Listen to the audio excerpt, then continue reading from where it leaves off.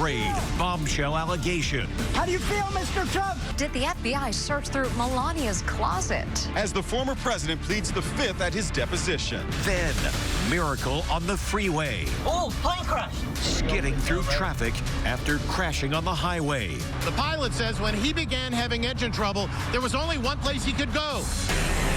The hero pilot speaks out, and here they are. This is the best thing that I've ever seen in Little League Baseball. The hug that melted America's heart. Friends forever? Plus, breaking her silence. Have you spoken to Anne Heche? What Ellen DeGeneres is saying today about ex-Anne Heche's fiery car crash. Then, Are you choking? Are you choking? how a quick-thinking husband was able to come to his wife's rescue. And the device that saved her life. Plus, bombed by critics. But a smash hit with the audience. Why the former Navy SEAL behind the hit Chris Pratt series is getting the last laugh. And not today, buddy. The angry car owner versus the would-be thief. We might have to bleep some of that. Now, Inside Edition with Deborah Norville. Hello, and thanks for joining us. I'm Mary Calvi, in for Deborah. That's former President Trump today here in New York on his way to be questioned about his family's business dealings. The deposition comes a day after that bombshell raid on Mar-a-Lago. Now comes a report claiming FBI agents also searched Melania Trump's closet. Let's try and ask the very latest. How do you feel, Mr. Trump?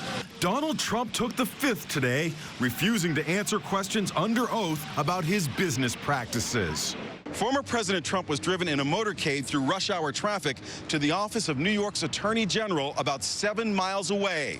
An hour later, he announced that he had given the same answer to every question. I declined to answer the questions under the rights and privileges accorded every citizen under the Constitution, he said in a statement. I once asked, if you're innocent, why are you taking the Fifth Amendment? Now I know the answer. CNN scoffed at his taking the fifth. It's especially notable given his repeated criticism of people who take the fifth. The mob takes the fifth. Taking the fifth, I think it's disgraceful. Fifth Amendment, Fifth Amendment, Fifth Amendment. Horrible. And we're learning new details about that FBI raid on Mar-a-Lago. A published report claims agents even scoured Melania Trump's wardrobe. Agents reportedly took away 15 boxes of documents, including letters from North Korean tyrant Kim Jong-un and the letter from President Obama that Trump told ABC's David Muir he was especially proud of. I doubt too many of them were written in this manner. Meanwhile, one of Trump's attorneys is making serious allegations against FBI agents. And quite honestly, I'm concerned that they may have planted something. You know, at this point, who knows? CBS News Chief Washington Correspondent Major Garrett is outside Mar-a-Lago. The suggestion that evidence was planted is merely to inject into the court of public opinion something that there is no evidentiary basis for.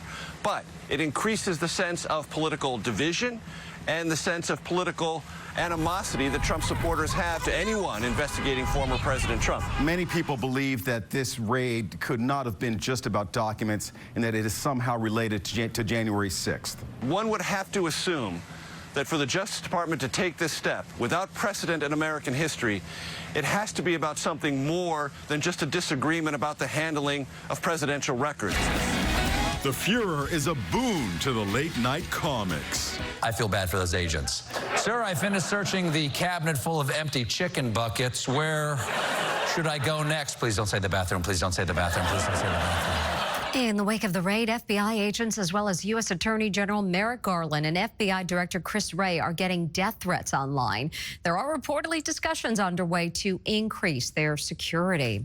It's the miracle on the freeway. A plane falls from the sky, crash landing in heavy traffic. Now the pilot is speaking about how he managed to land without hurting himself or anyone else. Here's Jim Murray. Horror on the freeway. A plane crash lands in the middle of traffic and bursts into flames. Oh, plane crash.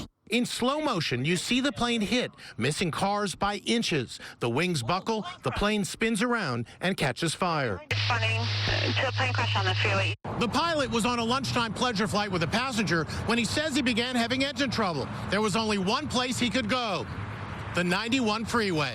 Another camera at a car dealer by the side of the highway shows the crippled plane gliding onto the road. It goes behind a wall, then the impact. Within seconds, a huge black cloud of smoke rises over the highway outside Los Angeles. Fire crews arrive at the scene and rush to put out the blazing wreck. This is what was left of the Piper Cherokee when the fire was extinguished. Andrew Cho is the pilot. I'm ecstatic I'm alive. Believe it or not, despite that dramatic crash landing, nobody on the plane or the